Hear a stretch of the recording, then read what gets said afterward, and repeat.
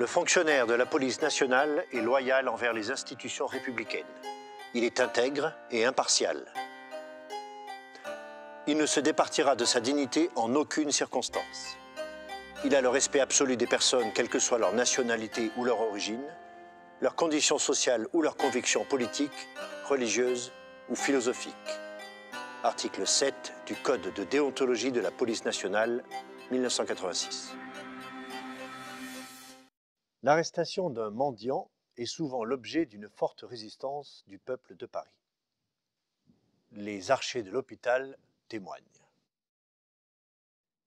Information faite par nous, Gilles-Pierre Chenu, avocat en Parlement, conseiller commissaire au Châtelet de Paris, à la requête de Monsieur le procureur du roi au sujet de la rébellion faite aux archers de l'hôpital.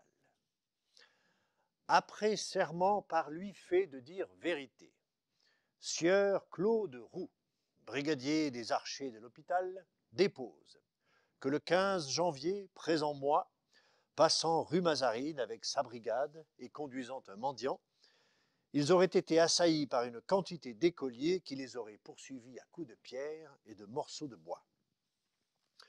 Dépose aussi qu'un particulier vêtu d'une redingote, lors à lui inconnu, et qu'il a su depuis être le nommé Caillot, précepteur dans une pension rue Mazarine, s'étant emparé d'un des 10 archers, aurait été arrêté et par eux conduits en autre hôtel où ils se sont réfugiés. Le nommé Granger, aussi brigadier des 10 archers, a ce jour été blessé à la tête d'un morceau de bois qui lui a été jeté par un particulier que l'on croit être domestique. Il a entendu dire « À moi, j'en tiens !» ou « Je le tiens !» Il ne sait si c'est le dit particulier précepteur ou un autre qui a tenu le dit propos.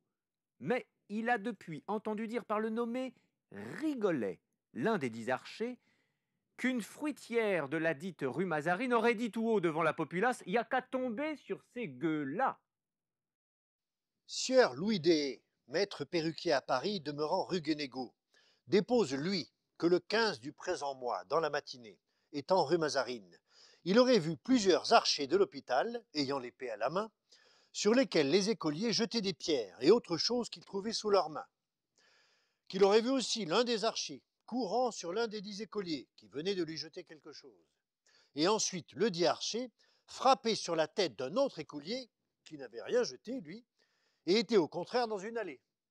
Que dans le moment, il aurait vu un particulier vêtu d'une redingote grise, qu'il a su plus tard être le précepteur nommé Caillot, saisir le dit archer par les épaules pour l'empêcher de frapper de nouveau le dit écolier, qu'il a ensuite vu l'archer porter au dit précepteur un coup d'épée dans sa redingote, et le précepteur être ensuite assailli par 3 ou 4 autres archers. Pierre-Antoine Rigolet dépose, lui, que le jeudi 15 du présent mois, sur les 10 à 11 heures du matin, passant rue Mazarine, pour conduire un mendiant qu'il venait d'arrêter avec sa brigade, des écoliers qui les suivaient ont voulu leur ôter le mendiant des mains. Il aurait alors entendu une fruitière au-devant de la boutique de laquelle il était dire par 3 fois « Tuez-moi ces bougres-là, tuez-moi ces bougres-là !» Tuez-moi ces bougres-là, en montrant le déposant qui tenait le dit mendiant et sa brigade. Qu'alors, les 10 écoliers et plusieurs autres particuliers s'étant joints à eux, se seraient jetés sur le déposant et sa dite brigade, leur auraient jeté force-pierre et morceaux de bois, et les auraient ainsi poursuivis jusqu'en notre hôtel, que le nommé Granger, brigadier, aurait été grièvement blessé à la tête des dites pierres et morceaux de bois à la porte de notre hôtel. Le déposant, Pierre-Antoine Rigolet, a depuis appris que la dite fruitière se nommait Balthazar. François Granger, brigadier des archers de l'hôpital, dépose, lui, que le jeudi 15 janvier, sur les 10 à 11 heures du matin, passant rue Mazarine, conduisant un mendiant, il aurait été assailli par quantité d'écoliers et autres personnes, qui aurait accablé le dit déposant et les autres archers de pierres et autres choses, que lui, déposant, a entendu crier « À moi, j'en tiens !» que la populace augmentant et le déposant et ses archers étant en danger, auraient pris le parti de se réfugier en notre hôtel, que le déposant, avant d'y être parvenu, aurait été blessé à la tête en 3 endroits, enfin, que rendu en notre hôtel, nous aurions mandé la garde, ce qui aurait dissipé la populace. Alors Charles Oudry, maître menuisier demeurant lui aussi rue Mazarine, dépose que le jeudi 15 janvier dernier, ayant entendu dans la dite rue Mazarine beaucoup de bruit venant du côté du collège des Quatre Nations, il serait venu sur le pas de sa boutique et aurait vu dans la dite rue plusieurs archers de l'hôpital, ayant tous l'épée à la main, suivis de quantité d'écoliers et de populaces, qu'il aurait vu les 10 archers aller plusieurs fois sur les 10 écoliers et populaces qui criaient sur eux « À la soupe !» et leur aurait jeté quelques pierres. Qu'un jeune écolier, qui n'était point du nombre de ceux suivant les archers, serait entré, lui, paraissant avoir peur, dans l'allée du déposant, où un des 10 archers serait venu lui porter un coup de son épée nue sur la tête. Qu'aussitôt, un particulier que le déposant connaît de vue pour être précepteur d'une pension Sécaillot, même rue, aurait paru et, prenant le parti du dit écolier, aurait sauté sur le dit archer qui avait frappé pour l'empêcher vraisemblablement de frapper de nouveau. Pierre Champion, maître bourlier à Paris, demeurant rue Mazarine, dépose lui que le 15 janvier dernier, sur les 11 heures du matin, il aurait vu qu'un précepteur étant venu au secours du dit écolier maltraité, aurait sauté sur le dit archer. Qu'alors le dit précepteur aurait été assailli par plusieurs des dits archers et exposé à recevoir des coups d'épée qui ont été portés dans sa redingote. Puis les 10 archers tombaient sur lui, l'un le prendre au milieu du corps, l'autre par le collet jusqu'à le faire devenir violet tant il était serré, et les autres par le bras lui mettre les menottes, lui donner des coups, l'emmener comme un criminel avec une brutalité singulière. Qui est tout ce qu'ils ont dit savoir, lecture faite de leur déposition, on dit qu'elle contient vérité, y ont persisté, on recuit salaire, à eux taxé 40 sols, et on signait nos minutes.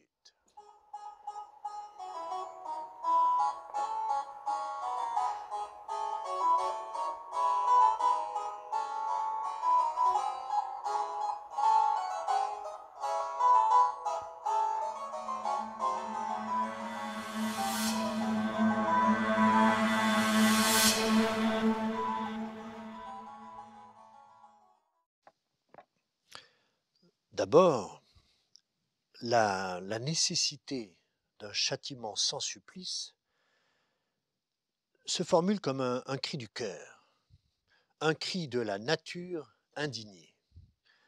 Dans le pire des assassins, une chose au moins, est à respecter quand on punit, c'est son humanité. Un jour viendra, au XIXe siècle, où le criminel deviendra la cible de l'intervention pénale, l'objet qu'elle prétendra désormais corriger et transformer. Mais elle devra laisser intacte, pour être à même de le respecter, cette humanité qu'on aura concédée au criminel. Noli me tangere, ne me touche pas. Cette humanité, ou cet homme que les réformateurs ont fait valoir contre le despotisme, est alors un homme mesure. Mesure non pas des choses, mais du pouvoir lui-même. Mesure et humanité sont donc ces éléments si nécessaires et pourtant si incertains, qu'on retrouve aujourd'hui où se pose encore et toujours le problème d'une économie des châtiments. Au fond, tout se passe comme si le XVIIIe siècle avait ouvert la crise de cette économie. Comme si ce XVIIIe siècle avait proposé pour la résoudre la loi fondamentale que le châtiment doit avoir l'humanité pour mesure, sans qu'un sens définitif ait jamais pu être donné à ce principe considéré pourtant comme incontournable. À quel point tout ce dont on parle est irréductible à toute communication. Bon, alors c'est pas grave, hein. Mais ça veut dire quoi? Ça veut dire, il me semble, qu'en un premier sens, la communication, c'est la transmission et la propagation d'une information. Or, une information, c'est un ensemble de mots d'ordre. Tout le monde le sait, c'est évident. Quand on vous informe, on vous dit ce que vous êtes censé devoir croire. En d'autres termes, informer, c'est faire circuler un mot d'ordre. Les déclarations de police sont dites à juste titre des communiqués.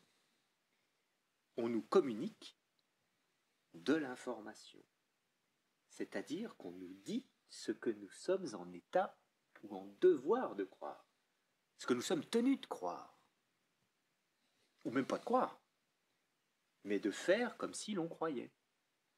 Puisqu'on ne nous demande pas de croire, on nous demande de nous comporter comme si nous le croyions. Alors, indépendamment de ces mots d'ordre et de leur transmission, il n'y a pas de communication ni d'information. Ce qui revient à dire que l'information, c'est exactement le système du contrôle. C'est évident, nous sommes entrés dans une société de contrôle. J'avais analysé deux types de sociétés. Des sociétés de souveraineté et des sociétés disciplinaires. Ces dernières se définissaient par la constitution de milieux d'enfermement. La prison, l'école, l'atelier, l'hôpital. Elles en avaient besoin. Mais ce n'est pas du tout là ma dernière pensée. Non, je n'ai jamais jugé éternelles ces sociétés disciplinaires. Bien sûr, il y en a aujourd'hui encore toutes sortes de restes, et pour des années et des années. Mais nous savons déjà que nous sommes entrés dans des sociétés d'un autre type encore, qu'il faudrait appeler, comme le propose William Burroughs, un auteur que j'affectionne particulièrement. Ce qu'il propose, il l'appelle comme ça, ce sont des sociétés de contrôle. Nous n'avons plus besoin, ou plutôt ceux qui veillent à notre bien, n'ont plus besoin ou n'auront plus besoin de milieux d'enfermement. Il n'est pas temps, donc, ce serait maintenant des formes de contrôle. Un contrôle, ce n'est pas une discipline. Je dirais par exemple d'une autoroute, que là, vous enfermez pas les gens. Mais en faisant des autoroutes, vous multipliez les moyens de contrôler. Et je ne dis pas que ce soit le but unique d'une autoroute, non. Mais des gens peuvent tourner à l'infini, si ça les amuse, sans être du tout enfermés, tout en étant parfaitement contrôlés.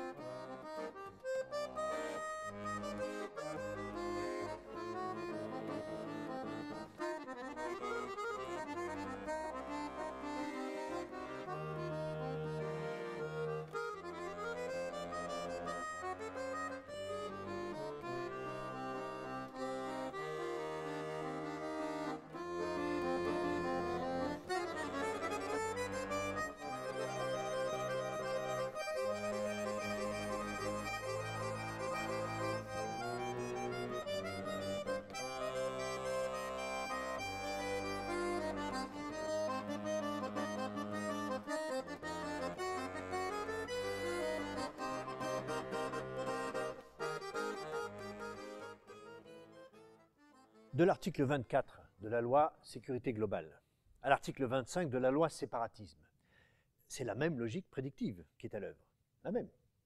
Réprimer une divulgation d'informations en espérant empêcher un délit plus grave. C'est donc un article qui punirait le fait de diffuser l'image du visage d'un policier, d'un gendarme ou d'un policier municipal, le visage ou tout autre élément d'identification, à l'exception bien sûr de son numéro matricule RIO. Tout cela dans le but manifeste qu'il soit porté atteinte à son intégrité physique ou psychique. Un article qui réprime donc la divulgation d'informations en elle-même en anticipant ses conséquences potentielles. Le comportement prohibé est donc réprimé indépendamment de l'existence d'un résultat. Il s'agit bien de créer un délit pour en empêcher un autre. À l'heure actuelle, le droit punit bien la complicité. Le droit punit aussi la tentative. Le droit punit la provocation à commettre des délits. Le droit punit même, dans certains cas, la préparation d'un acte répréhensible en examinant à la fois des éléments matériels et intentionnels. Alors, prévenir plutôt que guérir, pourquoi pas, évidemment. Mais depuis quelques années, les juristes interrogés ils s'inquiètent de la tendance qu'il y a à décaler de plus en plus en amont l'application de la loi pénale. Et aussi à exiger toujours moins pour punir. De l'acte réalisé, on était déjà passé à l'élaboration d'un projet et maintenant on en est à la simple intention de le commettre. De le voir commis par d'autres. Exactement. Alors l'année 2010, elle a ainsi vu naître cette chose qu'on a appelée groupement en vue de commettre des violences volontaires ou des dégradations. Alors c'était conçu à l'origine comme un outil de lutte contre les bandes violentes. Ce qui a allègrement été utilisé lors du mouvement des Gilets jaunes. Allègrement. Et en s'appuyant sur des éléments matériels qui étaient certes prévus par la loi, mais qui étaient parfois bien maigres. Ça reste moins pire que les nouveaux délits aujourd'hui pointés du doigt. Heureusement, ces nouveaux délits apparaissent et restent difficilement applicables. Devant un tribunal, je veux dire. Oui. Toutefois, ce n'est pas tant par la peine encourue qu'ils menacent les libertés, mais en ce qu'ils permettent la garde à vue. Oui, garde à vue qui du coup fait office de mini-peine. Oui, une forme de sanction par défaut, puisqu'une condamnation serait quand même assez difficile à obtenir. Alors bon, on ne va pas parler de délit d'opinion, mais il me semble, moi, que l'expression délit d'intention n'est pas exagérée. Pas du tout. Il s'agit de poursuivre quelqu'un pour son intention de voir une infraction commise par quelqu'un d'autre. Un délit de souhait, en quelque sorte. Un délit de souhait, tout à fait. Sans compter que les intentions, elles sont difficiles à démontrer et elles peuvent être changeantes. Alors, le fait de dire « voilà le policier qui a tabassé le producteur de musique, il mérite d'être puni ». Est-ce que ça suffit? Je veux dire, comment apprécier que dire ça, c'était dans le but manifeste que ce policier subisse des violences? Alors oui, si la publication était accompagnée d'un commentaire explicite du type « allez le tuer », oui, elle tomberait déjà sous le coup des lois existantes, mais sinon... L'arsenal législatif, il est déjà très complet. Il est même plus que complet, archi complet. On finit par empiler des textes inutilisables sans réfléchir à la cohérence de l'ensemble. Et politiquement, évidemment, il est très dur de mettre un coup d'arrêt à cette logique de mensonge sécuritaire. La logique préventive gagne du terrain. Parce que c'est le seul levier dont le législateur dispose pour pouvoir répondre. On va éviter que des faits tragiques ne se produisent. Et évidemment que l'intention est louable. Évidemment, personne n'est contre la protection de l'intégrité physique ou psychique des individus. Non. On comprend ce à quoi le législateur réagit, à des actes de violence contre des policiers, à des assassinats. Oui, mais nous sentons là qu'il pourrait bien s'agir d'une mauvaise manière. Pour l'instant, il n'y a pas encore de prédiction proprement dite. Pas encore. Ni de machination, mais plutôt une innovation technologique, mise en place grâce à un groupe d'informaticiens, de programmeurs, de scientifiques et chercheurs en tout genre. Ils ont ainsi imaginé un programme permettant de prédire le crime, et pas n'importe comment. Le site du New York Times explique ainsi ce cas pratique à Santa Cruz, en Californie. 2 femmes arrêtées en pleine ville alors qu'aucune infraction n'a été enregistrée à leur encontre. Aucune. Elles sont arrêtées par prévention, au vu de leur casier judiciaire, qui est déjà bien chargé, conjugué à leur proximité d'un quartier jugé sensible en proie à de fréquents vols. Il n'en fallait pas plus pour que cette police intervienne et les interpelle. Santa Cruz s'est ainsi doté d'un système de prévention des délits et le teste actuellement, grandeur nature. Mais au-delà du côté scientifique de la chose, une telle pratique est-elle vraiment sans risque? Quid de la preuve d'innocence ou de la volonté réelle de réinsertion sociale? Le passé d'un délinquant devra-t-il le hanter à jamais et ainsi le marquer au fer rouge pendant le restant de ses jours? Est-ce que ça n'est pas non plus un appel à la récidive? Autant d'écueils et de questions qui, pour le moment, restent sans réponse. Seule la police, pour le moment, semble contente du résultat.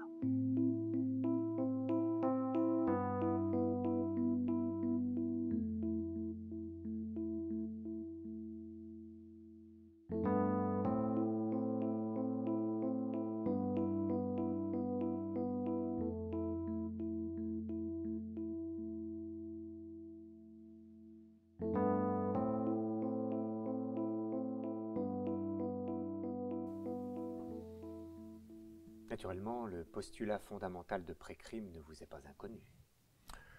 Avec l'aide de vos mutants précog, vous avez audacieusement et efficacement aboli le système punitif post-crime, qui était fondé sur l'emprisonnement et l'amende.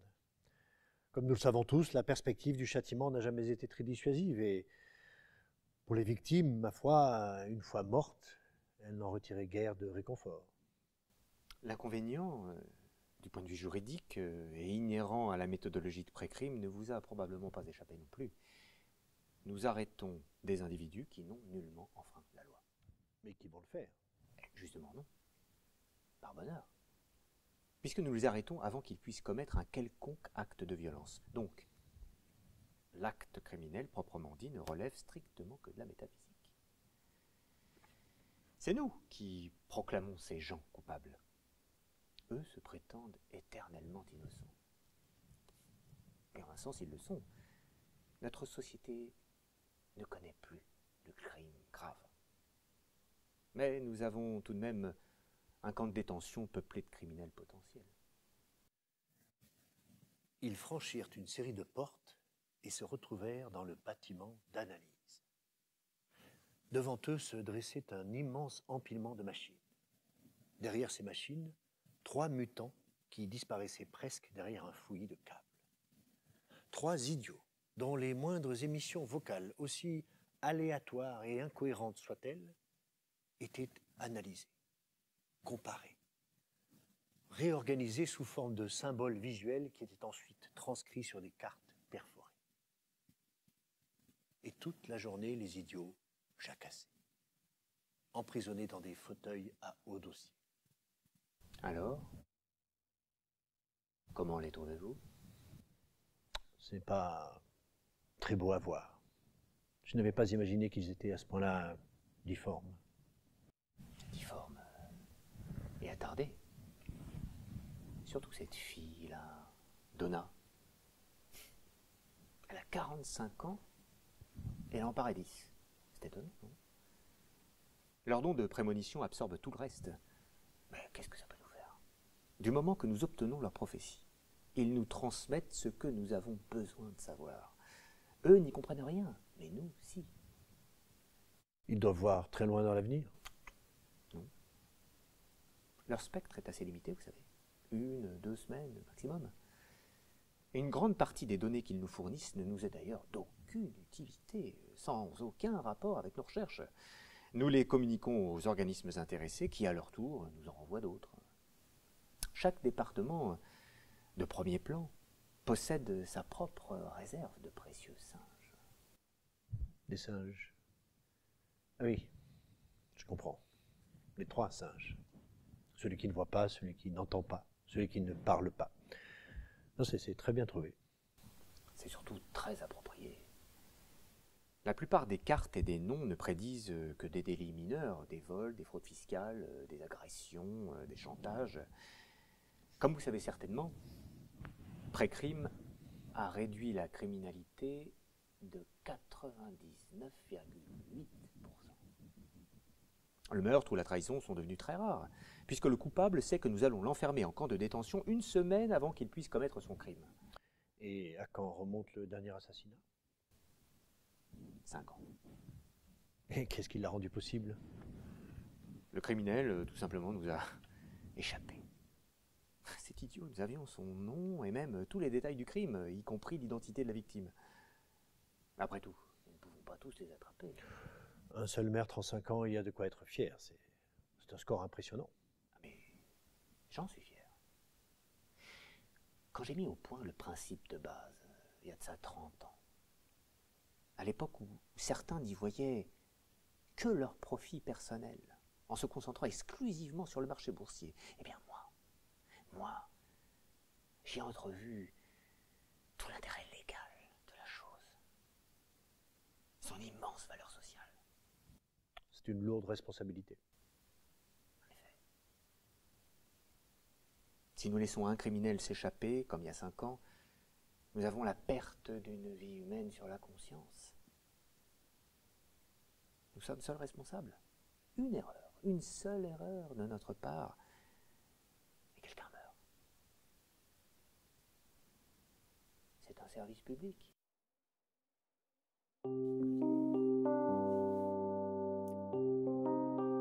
All citizens are warned not to shelter or in any fashion aid or assist this dangerous marginal individual.